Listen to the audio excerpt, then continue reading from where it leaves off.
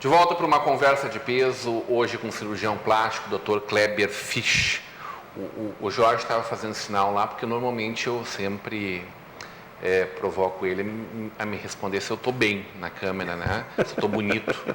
E ele é pago para dizer que sim, né, doutor? Sim, não tem desculpa. Mas aí a gente estava conversando um pouco antes que talvez o senhor possa me ajudar de alguma forma, ou eu não tenho solução para mim. Não, sempre tem alguma coisa para fazer. Cirurgia plástica resolve muita coisa? Resolve muita coisa e eu ajuda poderia bastante. Ficar parecido com o Brad Pitt, doutor?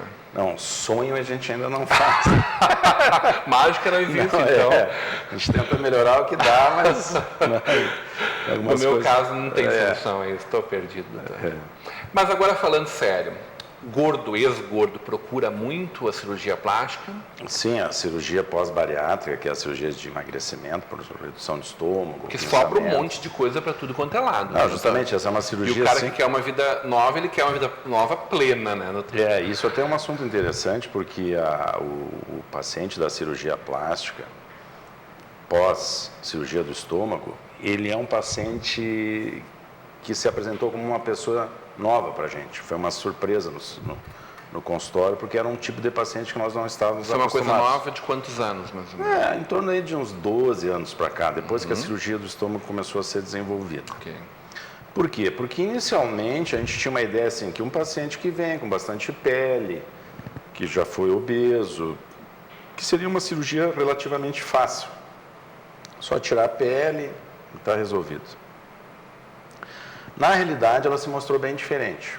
Primeiro, porque em função da mudança de tecidos, do excesso de pele, a cirurgia, ao invés de ser mais fácil, ela, na maioria das vezes é mais difícil do que uma plástica normal num paciente do mesmo tipo, uma abdominoplastia, uma paciente que teve filho de uma pós-bariátrica. Seio, a mesma coisa, né? E aí se incorpora as cirurgias de braço e coxa, que tinham sido até abandonadas, não se fazia mais. Porque dificilmente tu tinha um paciente desse tipo. Hoje a gente se obriga porque elas são cirurgias que não dão um bom resultado estético. Mas o resultado estético pós-bariátrico é tão expressivo que compensa aquela cicatriz feia na coxa ou nos braços. Não tem como fugir da cicatriz. Não tem como fugir da cicatriz. Então, o que a gente diz assim, a cirurgia do pós-bariátrico é uma cirurgia plástica para andar de roupa. Não pensa ela que vai ficar aqui não a vai barriguinha. Para de sunga. Não, ou a mulher, ou o homem. O homem ainda menos, porque o homem, ele, como ele tem um tecido mais firme, normalmente o único problema que ele tem maior é abdômen.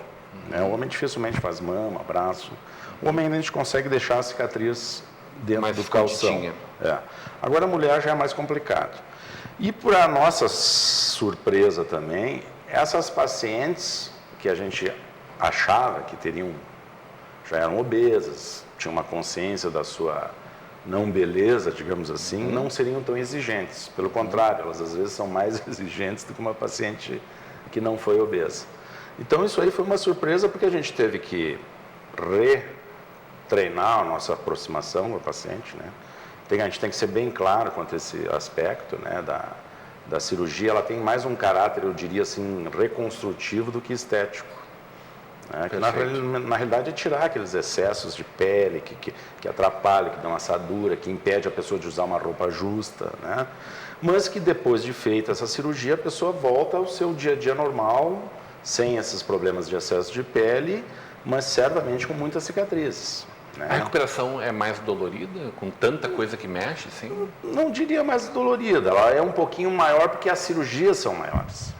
Porque a recuperação ela é de acordo com o tamanho da cirurgia. Então, se tu pega uma abdominoplastia, paciente magrinha que só estragou o abdômen, a cirurgia dela vai se localizar naquilo ali. Se tu pega uma pós-obesa, as cicatrizes já são mais laterais, porque ela já tem pele na lateral também. Às vezes faz cirurgia associada, faz perna com coxa, ou mama com braço. Então, elas são maiores. Aí, nesse aspecto, a recuperação é um pouco mais lenta. Esse mercado representa quanto por cento hoje do consultório? Não, ele é pequeno, ele é cerca de 3%, 4%, porque as cirurgias bariátricas não são disseminadas. Ou seja, ele vai crescer muito, é isso? Não acredito, porque assim, os centros específicos de cirurgia bariátrica hoje praticamente são todos privados. Perfeito. Então ele é uma cirurgia cara, então tu vai ter pouca população que vai conseguir fazer. Os convênios e SUS têm uma limitação de volume. né? Porque elas são cirurgias realmente complexas e muito caras, despende muito trabalho para o cirurgião, então eles não vão abrir assim um lote, então ela vai ficar meio contida. Eu sempre tive muita vontade de fazer essa pergunta para o cirurgião plástico, vou aproveitar a sua vinda ao programa. Quando o poetinha, o Vinícius, falava que as feias que me perdoem, mas beleza é fundamental, aquilo ali era o lobby da indústria da cirurgia plástica em funcionamento? Como é que é isso?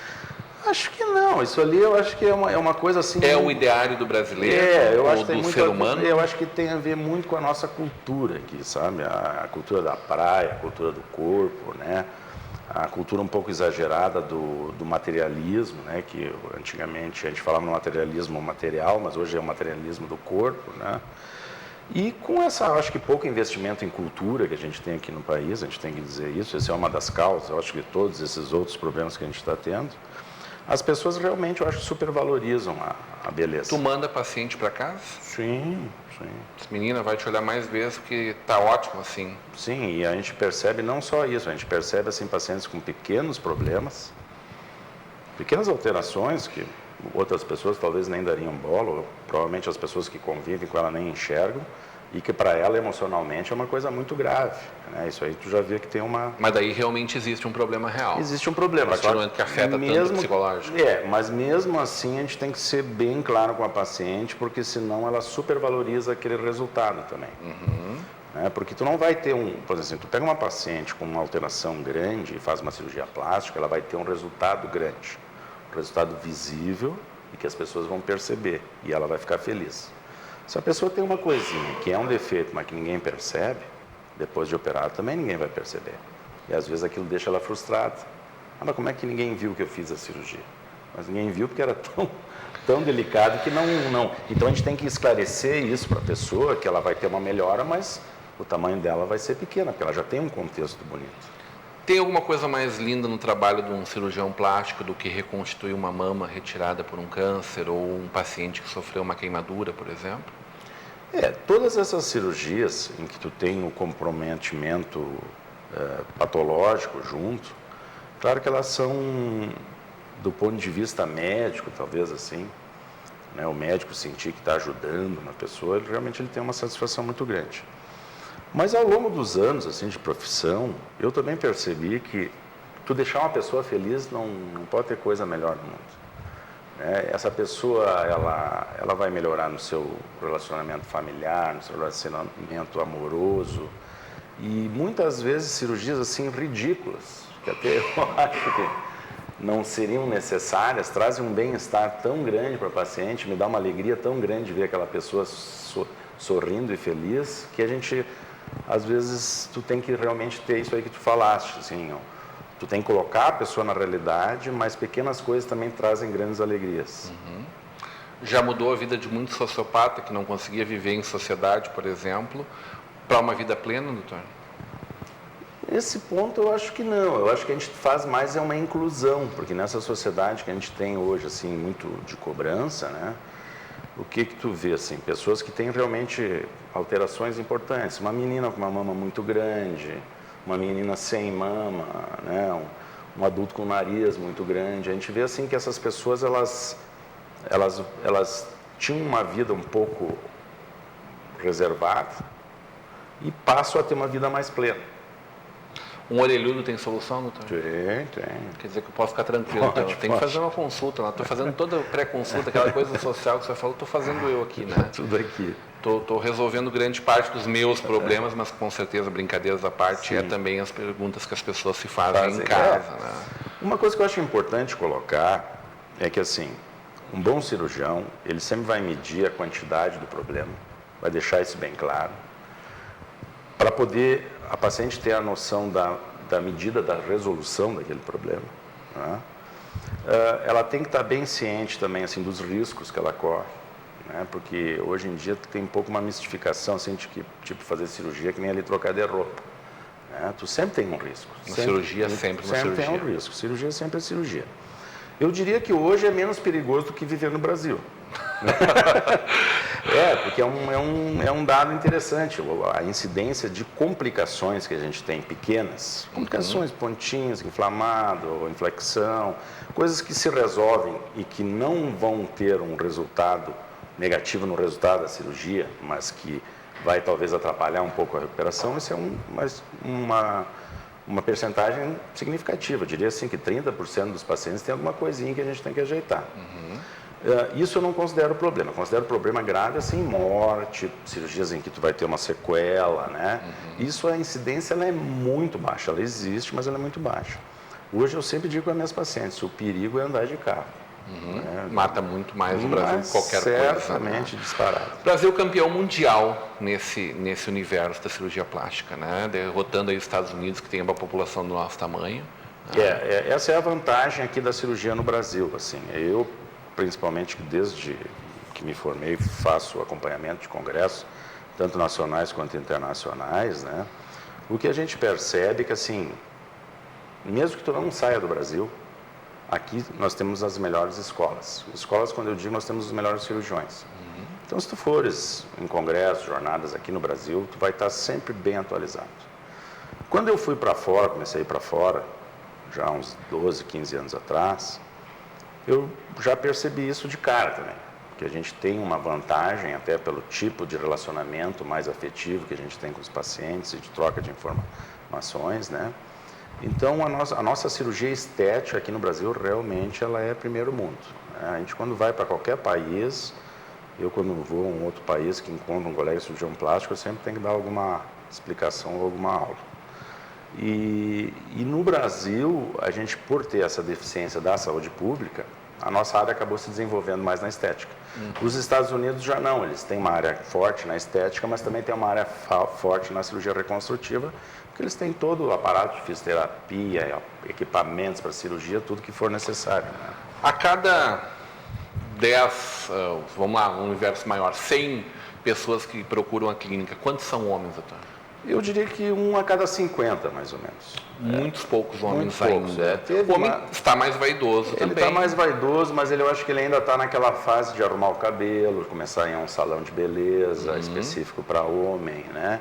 Ele ainda não está partindo assim para a cirurgia.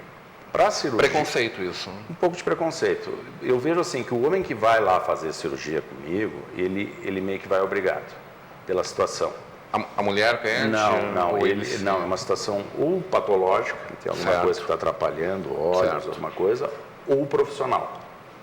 A pessoa tem uma parte de pálpebra, alguma coisa que está atrapalhando, ele lida muito com o público, os pacientes chegam lá, o pessoal me diz que eu estou fazendo festa, que eu estou cansado, e ele começa a perceber que aquilo está atrapalhando a parte profissional dele, daí ele se motiva para ir lá fazer uma cirurgia. Né? Alguns pacientes em lipo, eu diria hoje o homem assim seria lipoaspiração, um paciente que é mais vaidoso, e pálpebra, que é os pacientes que realmente... silicone nos glúteos ainda nada, ou quase nada? Não, em mulher sim. Não, no homem? Em homem não. Não, em glúteo, em homem não. Peitoral já tive alguns que consultaram, mas não fizeram, né? Que universo machista. Aqui no Rio Grande do Sul ainda é um pouco... Agora, o sonho de todo homem, vírgula, né? Mas o homem que tem uma esposa com menos mama é pagar um silicone para ela. Isso sim, isso eu vejo Ou assim... isso é machismo meu pensar assim? Não, ainda a gente tem muita restrição, a gente tem muito homem que é contra a paciente fazer cirurgia. Eu vejo assim que é um universo que está sendo quebrado. As mulheres tinham mais dificuldade de convencer os seus maridos a fazer uma cirurgia plástica. E hoje já é uma coisa mais fácil. Silicone é o campeão, doutor? Silicone é o campeão. Silicone e lipoaspiração. E hoje a gente vê muito paciente indo lá no consultório comprar a cirurgia para dar de presente para a esposa. Quer dizer, a esposa vai receber uma surpresa. Fica aí uma boa dica para fim de ano, então. Isso aí. Grande prazer conversar contigo. Então tá. Seja sempre muito bem-vindo. Tá bom. Isso aí. Hoje, numa conversa de peso com o cirurgião plástico Kleber Fisch. Continue agora com a programação da nossa Vale TV e da nossa rede de comunidade de televisão.